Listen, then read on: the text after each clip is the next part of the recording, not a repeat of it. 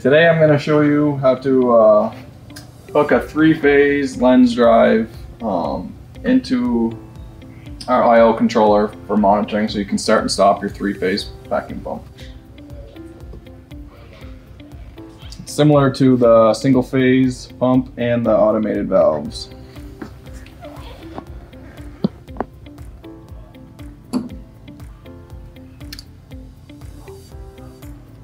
So on this terminal strip, we're going to use the 1 and the 4.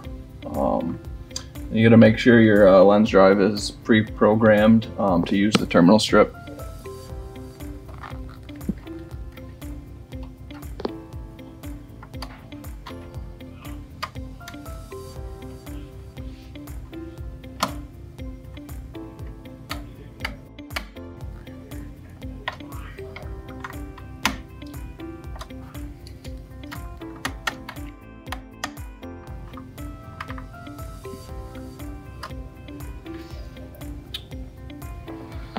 And on the I/O controller, we're going to use the normally open one and the common one.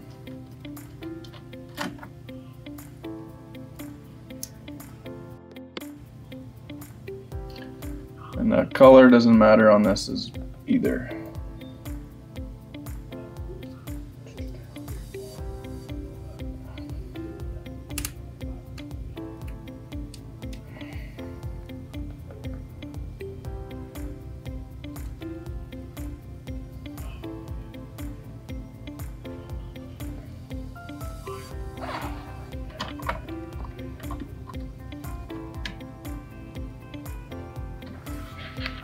And now this allows you to operate the vacuum pump from your cell phone or where you have internet to start and stop it.